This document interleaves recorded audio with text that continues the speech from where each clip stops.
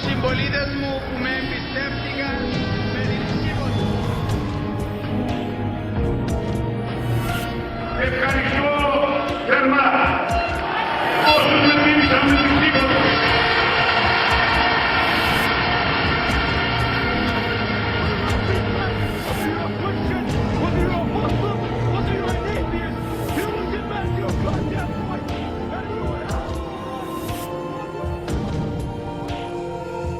The decision that took place during the early hours of the morning is that they will they will impose a levy on all deposits of, and we're talking about people with savings, basically. Well, the emergency session to discuss and debate the bailout was delayed 24 hours today. I think it gives the chance for the government to knock attempting to drain their savings before the government takes a cut. But these anxious investors were a day late. Cyprus won't even vote right now because of the bank holiday and the shutdown and the fire bombings. So now the Euro says, well, we have the power just to do it anyways. We put Mario Draghi over Italy. We put other people over Greece. We did that in Ireland. We're just going to take over. So this is the imperial banking takeover. Prince Journal head, top trends forecaster, Gerald Celente, joins us right now, trendsjournal.com.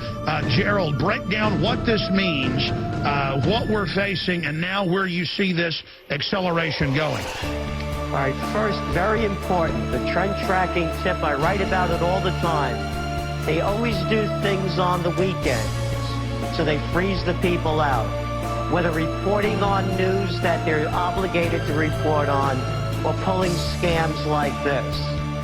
So after the markets close, they always do the dirty deal, whether it's a downgrade of a country's creditworthiness, releasing information about a big lie that they were covering up and are obligated to tell it about. They always do it after the markets close, after it's too late. And this way it stabilizes the markets. It gives them time to rig it during the weekend so it doesn't go down as much as it should. So again, this came out on a weekend, froze everybody out, couldn't get their dough out, number one. Number two, what you said, the white shoe boy lingo. How about calling it a tax on deposits? Isn't that a nice word? How about stealing your damn money? So they call it white shoe boy language to make it seem softer. The other thing, another beautiful term, white shoe boy language, they're giving depositors a haircut. No, they're not. They're stealing their money. So now the other thing to watch out, because this is a big picture that's unfolding. Watch the prostitutes, listen to them, anybody could do it. It's all going to be put up in a little while. Go to CNBC.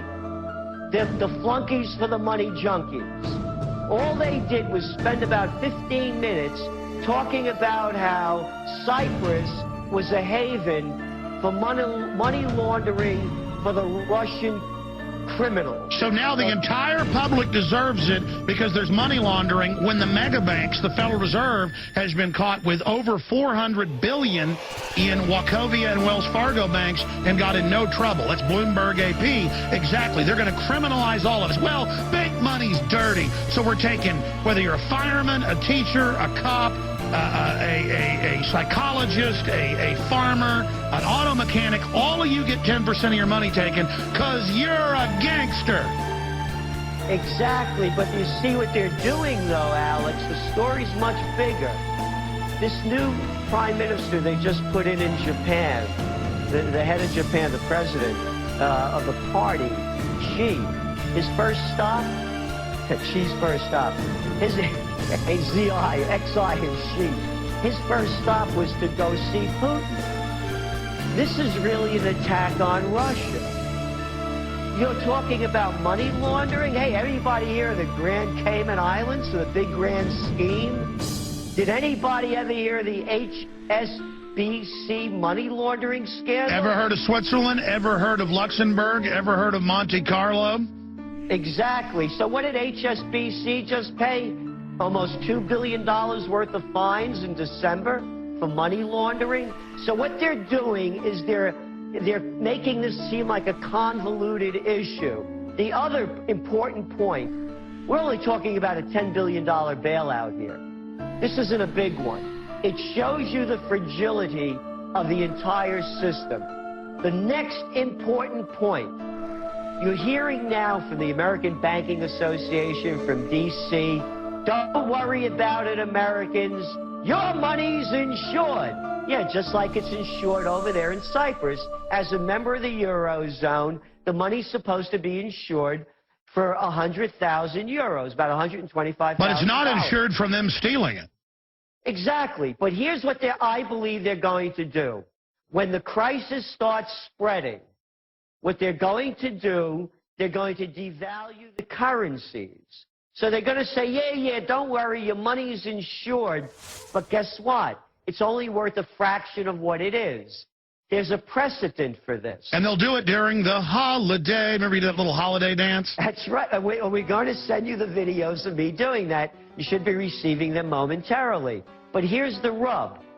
When they did it in the United States in 1933, they called a bank holiday, and they did it by devaluing the currency. Small bite test. They want to see if it panics things too much, they'll back off and only take maybe 5%, 7% now they're talking about. Do you agree that's what this is a trial balloon?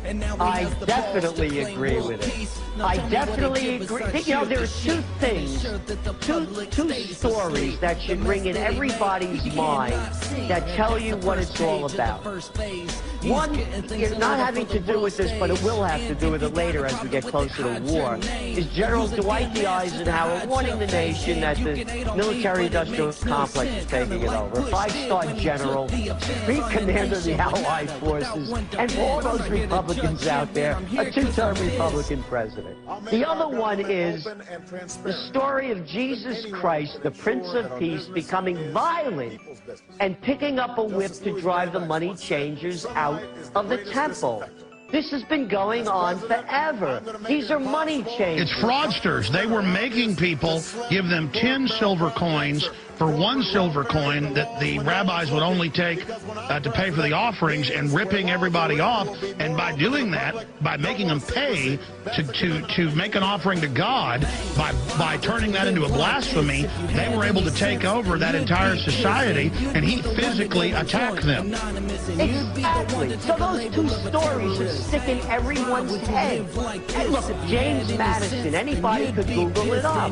He called them money changers. Now they call them, again, they changed the name. They put white shoe boy language on it. Andrew Jackson called them vipers.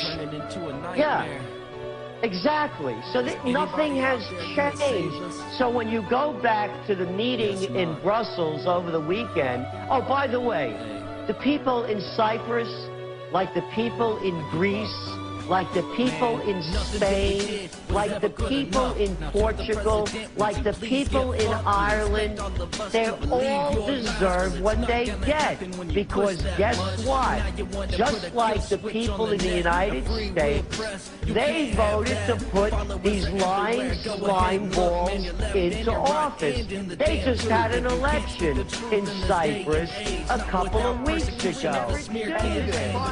You listen to the finance chairman of the Cypriot government just a week ago saying that to steal the money, but of course they didn't use that language, freedom of the press and popular opinion.